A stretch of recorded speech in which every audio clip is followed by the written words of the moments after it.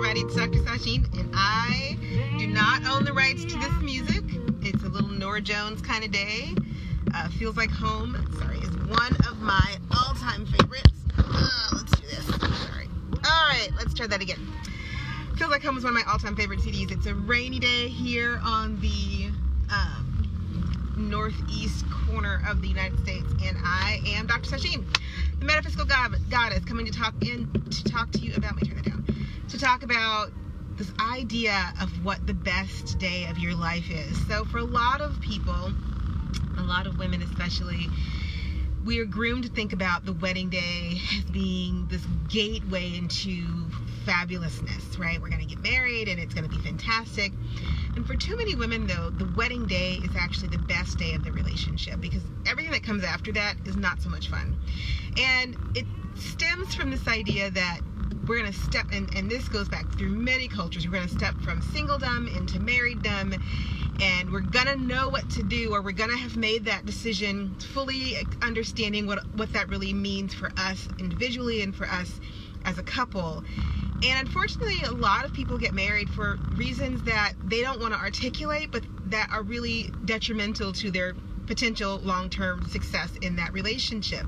You know, I actually, when I was thinking about the post this week in this particular talk, I was thinking about women that I know who didn't want to get married, who had really no desire to get married, or were dating someone that they didn't necessarily want to marry, but they were perfectly happy being in a relationship with them. They just didn't want to get married.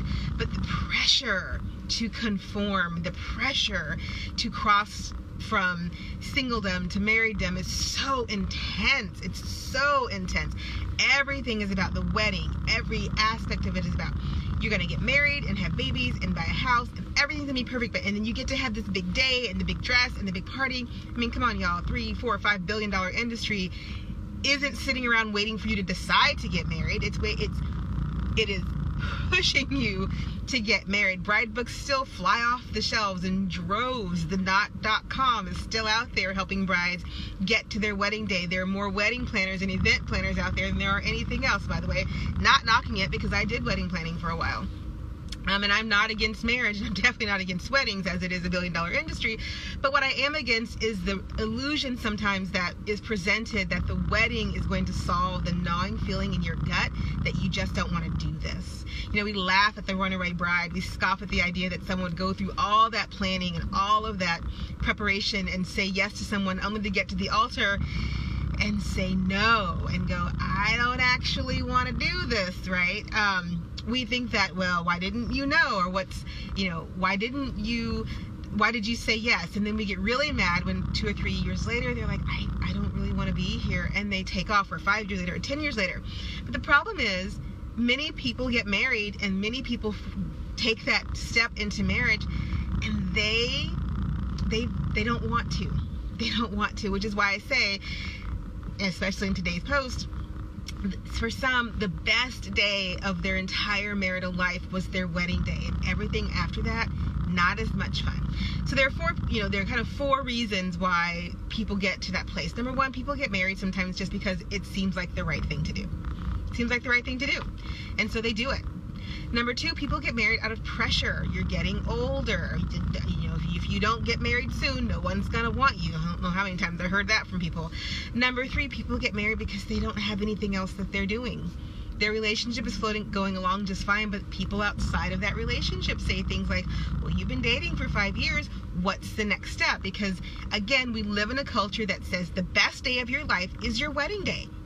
That's it. That is the best day of your life, is the day you have kids and the day you get married. That's actually kind of depressing, because there are a lot of really great days in your life. And I would argue you can have more than one best day in your life, but we are couched and we are coached to think that the best and most important days of your life are the day that you get married and the day that you have kids.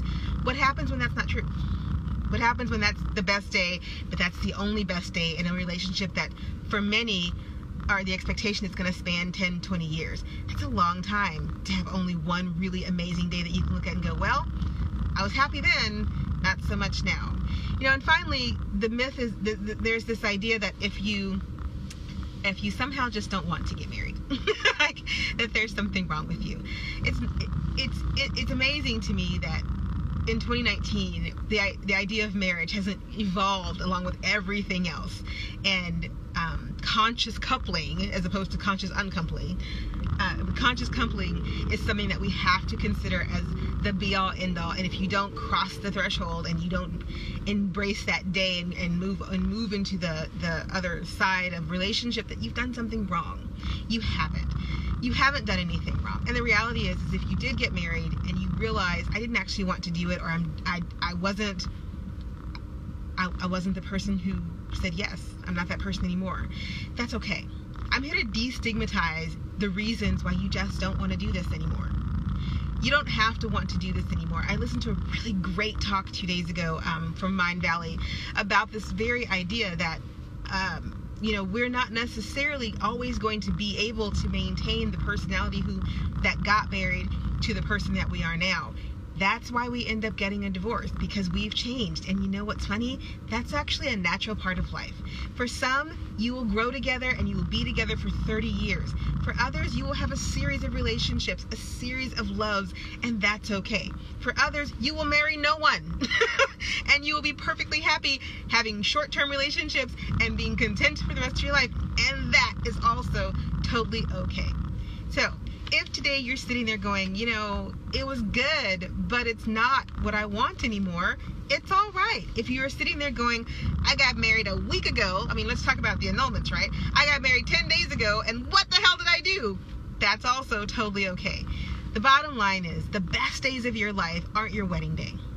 They're also not the day you have kids, because I have a kid, and the best day of my life is every day that I get to wake up and hang out with him. The best days of your life are the days that are most important to you, the days that honor where you are, that help enhance your happiness, and that lead you down the path that you want to go. Everything else is gravy. And really, if the best day of your life was your wedding day, but every day after that in that relationship has been hell, then you and I need to talk. All right, everyone, it's Tuesday. Hopefully this catches you on a bright and sunny day where you are, because it's raining where I am. But as always, I'm here to give you information to help you figure out what the next best step is for you in a relationship that may not be going exactly like you hoped it would, or may just run its course. Book a 15-minute session with me today, and before you call that attorney, let's you and I chat about what you can do next to help minimize and maximize the process of going through trial, divorce, and separation. Take care, everyone. The link for all of that is either above or below, and I will see you soon. Bye.